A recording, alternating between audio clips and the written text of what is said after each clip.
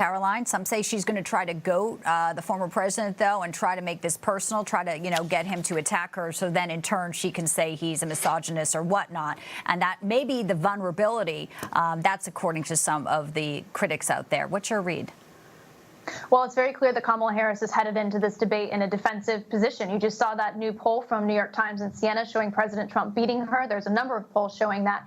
But the also interesting thing about that poll is that 60% of Americans do not believe the country is on the right track. And that is bad news for Kamala Harris, who is the incumbent, because as you just played, her day one was 3.5 years ago. Everything she is promising the American people right now, she could be doing right now, and she hasn't done it. She's promised she wants to cut no tax on tips, which is a policy she plagiarized from President Trump. Her administration has done the exact opposite. They have collected more tax on tips from hospitality workers, not less. You look at what's happened at the border. She's opened it wide open to 20 million illegal immigrants. Rachel Warren, Laken Riley, Jocelyn Nungare are dead. She's never called those families or visited the border once, called her Border Patrol chiefs. If she wanted to secure the border right now, she could. She hasn't. You look at those families of the 13 service members who have been killed because of Kamala Harris's botched withdrawal of Afghanistan. All of this has happened under her watch. Look at the economy that we're living under. She has been in the Situation Room, the Oval Office, the White House the last 3 years, involved in every single one of the critical decisions the Biden administration made on behalf of this country. And if she wanted to, she would. And tonight she has a record that she's going to try to run from, and President Trump won't let her on that stage.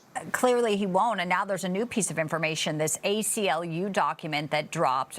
It was a questionnaire. The campaign's trying to obviously, say this wasn't really a policy, but it's a 2020 campaign questionnaire from 2019. Let's play a little bit of CNN, because basically what she's saying is she wants illegals who are here to have taxpayer-funded transgender surgery.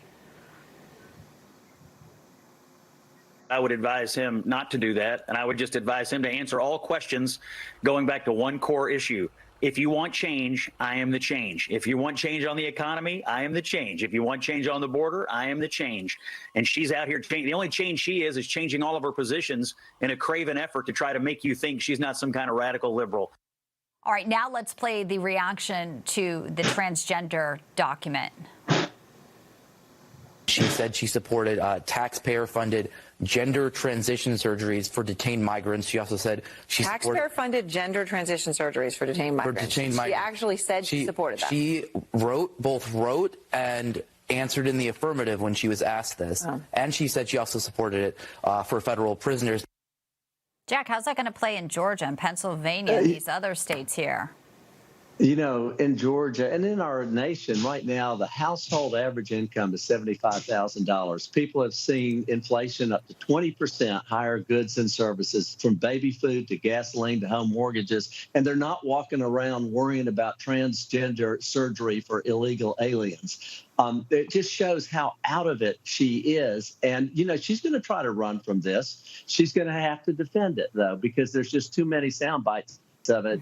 Oddly, the mainstream media hasn't been curious about it one bit. But I think tonight, Donald Trump is going to be able to show those things. She's not, and I want to say this, the other thing Scott Jennings was saying on that other clip, she's not the element of change. If you want more of the same thing, the stuff that you've had for the last 3.5 years, reelect her, and you're going to have the same staff and the same policies. If you want to lower inflation, have tougher border policies, and if you want to improve America's standing abroad, then you vote for Donald Trump.